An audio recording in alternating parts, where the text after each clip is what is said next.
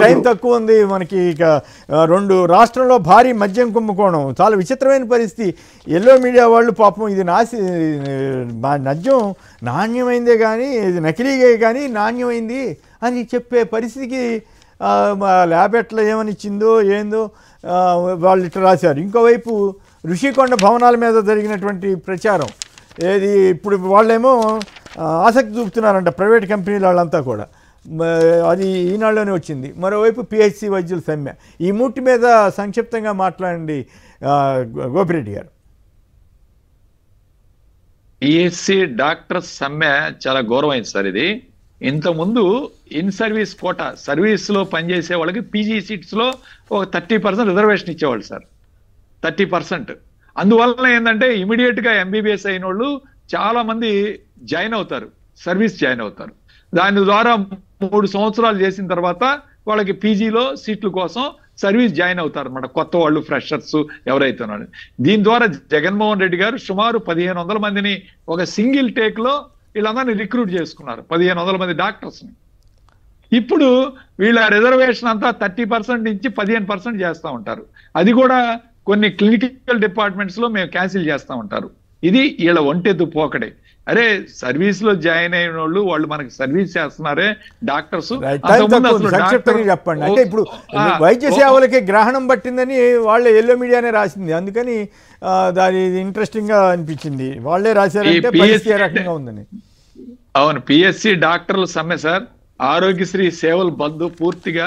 Network hospitals 10వ తారీఖు నుంచి పూర్తిగా క్లోజ్ చేస్తే ఇంతవరకు మాట్లాడటానికి ఒక్క మనిషి కూడా ఈరోజు వీళ్ళని పిలిచి ఏం జరిగిందని మాట్లాడటానికి కూడా ఎవరు లేరు సార్. ఇవాళ దాదాపు 8 రోజులు అవుతా ఉంది ఆరోగ్యశ్రీ నెట్వర్క్ హాస్పిటల్ సమ్మె. కనీసం హెల్త్ మినిస్టర్ కానీ, కమిషనర్ కానీ, లేకపోతే సెక్రటరీ కానీ, చీఫ్ సెక్రటరీ, ప్రిన్సిపల్ సెక్రటరీ ఎవరు కూడా కనీసం పేదవాళ్ళు ఎంతమంది ఇబ్బంది పడుతున్నారు హాస్పిటల్స్ లో సర్వీసెస్ లేక. ఒక్క నిమిషం తిలక్ గారు, నకిలీ మద్యం మీద ఎల్లో మీడియా మంచిదే, ఆ సర్టిఫికెట్లు ఇచ్చే తీరేంటి, ఆ ప్రచారం ఏందండి? మీరు ఆశ్చర్యంగా అనిపించట్లేదా? అది ప్రమాదకరం కాదంట, అసలు మద్యమే ప్రమాదకరం, హానికరం అని అడ్వర్టైజ్మెంట్లు ఇస్తారు, కానీ ఇది నకిలీయే కానీ హానికరం కాదని ఎల్లో మీడియా రాయటువంటి ఇంతకంటే దిగజారుడు ఏముంటుందని ప్రజల ఆరోగ్యాన్ని కోరుకుంటున్నారా? లేకపోతే వైఎస్ఆర్ గవర్నమెంట్ ఉన్నప్పుడు, వైసీపీ గవర్నమెంట్ ఉన్నప్పుడు తమిళనాడు నుంచి ఓ ల్యాబొరేటరీ రిపోర్ట్ ఒకటి తీసుకొచ్చారు, అది కల్తీ మద్యం అది ఇది. అలాగే ఉంటాయి రిపోర్ట్లు కూడా. తెలుగుదేశం వాళ్ళు ఈ రిపోర్ట్ చెప్పండి శ్రీనివాసరెడ్డి గారు. ఇందులో కాకినాడ ల్యాబ్ ఒక రిపోర్ట్ ఇచ్చింది సార్, గుంటూరు ల్యాబ్ ఒక రిపోర్ట్ ఇచ్చింది. కాకినాడ ల్యాబ్ రిపోర్ట్ లో 64% ఇంప్యూరిటీస్ ఉన్నాయని ఇచ్చింది సార్. అవును, ఇప్పుడు ఇప్పుడు వీళ్ళు తయారు చేసింది ఏంటి? స్పిరిట్ ని తీసుకొచ్చి రంగు నీళ్లు కలిపి తయారు చేశారు దీన్ని. అవును, ఇంప్యూరిటీస్ లేకుండా ఎలా ఉంటుంది? అదే ఇంకా తెలుగుదేశం ఏం చెప్పుకోవాలో అర్థం లేని పరిస్థితి కదా. తిలక్ గారు చెప్పండి. మద్యం కేసు దీనికంటే ఇంకొకటి ఏంటంటే డైవర్ట్ చేయడం కోసం, ఉన్న వాళ్ళని తప్పించడం కోసం జయచంద్రారెడ్డి గారిని ఇటువంటి వాళ్ళని పక్కకి తప్పిస్తే ఒక ప్రయత్నం జరుగుతుంది. బాలాజీ అని చిత్తూరు జిల్లాకి చెందిన ఆయన గోవాలో వ్యాపారం చేస్తున్నాడు, మద్యం వ్యాపారం. సో ఈయన సలహా అడిగాట, ఎవరు నిన్న జనార్దన్ రావు, మాకు తయారు చేయడం ఎట్లా చెప్పమంటే, నేను చెప్పను, నేను తయారు చేసి ఇస్తానని చెప్పి ఆయన తయారు చేసి ఇచ్చాట. అంటే ఆయన మీద చేస్తున్నారు వీళ్ళంతా అమాయకులు, వీళ్ళకి తయారు చేయడం కూడా రాదని. ఇప్పుడు ఎక్కడున్నాడు బాలాజీ అంటే పలార్లో ఉన్నాడు. కేసు వెళ్ళిపోయాడు, అది కోల్డ్ స్టోరేజ్ లో పంపడానికి చాలా ప్రయత్నాలు జరుగుతున్నాయి. పేర్నాని గారు చాలా స్పష్టంగా అడుగుతున్నారు, పెర్మిట్ రూములు, బెల్ట్ షాపులు వీటిలోకి ఇంతవరకు అసలు వాటిని ఆపడానికి కూడా ప్రయత్నించట్లేదు, వాటికి వెళ్ళలేదు అని ఎట్లా మీరు చెప్పగలుగుతారు? ఎట్లా ఇదంతా ఈ క్యూఆర్ కోడ్లో చేసినంత మాత్రాన మరి వాటికి సప్లై అవ్వకుండా ఎట్లా ఆపుతారని అడుగుతున్నారు. దానికే సమాధానం చెప్తున్నట్లేదు. ఒకటి కేసర్ గారు, 2 ఆస్పెక్ట్స్. ఒకటి డైరీ దొరికింది అన్నారు, 75 పేర్లు ఉన్నాయన్నారు, ఏమైనా తెలియదు, బయట పెట్టలేదు. డైరీ గురించి కోర్టు కూడా ఎందుకు చెప్పలేదు. 2 క్యూఆర్ కోడ్ బార్లకి, బ్రాంచ్ షాపులకి ఇస్తామన్నారు, లిక్కర్ షాపులకి.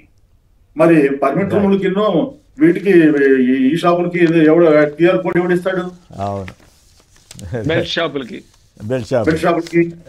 సో ఈ పరిస్థితి అంటే అన్నిట్లోనూ ప్రభుత్వాలుగా పనిచేయాలి. ఒకప్పుడు మైదుకూరులో కల్తీ మద్యం ఇష్యూ వచ్చింది విజయభాస్కర్ రెడ్డి గారి గవర్నమెంట్లో ఉన్నప్పుడు. మొహమాటం లేకుండా అక్కడ తప్పు ఎవరిదైతే వాళ్ళని చేసేయమని చెప్పి ఆదేశాలు ఇచ్చారు. ఆ ప్రకారం చేసినట్టు కూడా నాకు గుర్తు. అవి ఏ ప్రభుత్వంలో కూడా పార్టీలకు అతీతంగా ప్రజల ఆరోగ్యం విషయంలో కానీ ఇటువంటి విషయాల్లో నిష్పక్షపాతంగా ఉండడానికి ప్రయత్నం చేయాలి తప్ప కొంత కవరప్ చేసే ప్రయత్నం ఇట్లాంటివి చేయటం, పై ఎదుటి వాళ్ళ మీద ఆరోపణ చేయటం, ఎదుటి వాళ్ళు తప్పు ఉంటే మీరు అట్లా వదిలిపెట్టరు కదా. సో ఇటువంటి చెప్పండి. ఇప్పుడు పాలసీ మార్చడం వల్ల, లిక్కర్ పాలసీ మార్చడం వల్ల చంద్రబాబు నాయుడు ఈ ప్రమాదాలను వచ్చినాయి. అవును, కరెక్ట్. అవునండి. మరి ఢిల్లీలో లిక్కర్ పాలసీ మార్చినందువల్లే కదా ఆయన కుంభకోణానికి పాల్పడ్డాడని కేజ్రీవాల్ లోపలికి వెళ్ళి. అంటే ఇప్పుడు వీళ్ళు ఎన్డీఏలో పార్ట్నర్స్ కాబట్టి వీళ్ళ వాళ్ళకి రారు కదా వాళ్ళు. అదేం పెద్ద మోడీ గారి గవర్నమెంట్ లో కథ వేరు కదా. రైట్. పర్యాటక ఆరోగ్య ఆతిథ్య గమ్యస్థానంగా విశాఖ, ఋషికొండ భవనాలు, భూముల అభివృద్ధికి ప్రఖ్యాత ఆతిథ్య సంస్థల ఆసక్తి. మరి ఇంత గొప్పగా జగన్ గారి టైంలో నిర్మించబట్టే కదా వాటికి ప్రాధాన్యత వచ్చింది. ఏమంటారు శ్రీనివాసరెడ్డి గారు, ఒక మాటలో చెప్పండి. తప్పకుండా సార్, అవి అద్భుతంగా కట్టారు. ప్రభుత్వ భవనాలే, ముమ్మాటికి ప్రభుత్వ భవనాలే. ఆయన ఏదో కట్టుకున్నాడు. ఇవన్నీ ఇదిగో జగన్ గారి మీద ఒక ఆరోపణ చేయాలి, ఆయన క్యారెక్టర్ ని చంపేయాలి అనే వ్యక్తిత్వ హరణం చేసే కార్యక్రమం చేస్తారు ఎల్లో మీడియాను, పెల్లో పేపర్లు. ఆ బిల్డింగ్ నువ్వు కట్టగలవా? మద్యం నాకు ఆశ్చర్యం వేస్తుంది. మద్యం ప్రమాదకరం కాదంట, తాగొచ్చు కానీ. కేసీఆర్ గారు ఒక చిన్న మాట సార్, ఫైనల్ గా ఒకటి చెప్తాను. ఒక ప్రభుత్వం, ఒక చీఫ్ మినిస్టర్ ఒక క్యూఆర్ కోడ్ ఇచ్చి ప్రభుత్వ లిక్కర్ షాపుల్లో ఈ క్యూఆర్ కోడ్ ఉందో లేదో వెరిఫై చేసుకోవటం ఆ ప్రభుత్వానికి అవమానం కాదా?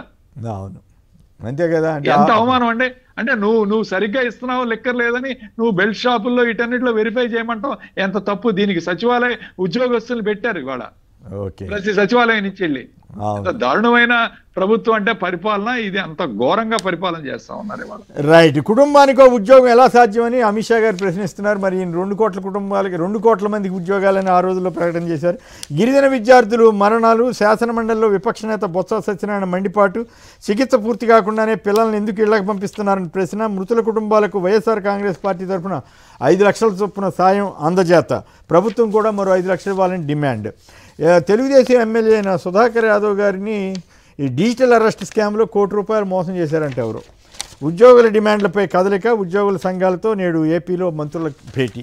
సో ఇవి ప్రధానంగా ఆయా పత్రికలో వచ్చిన వార్తా విశేషాలు.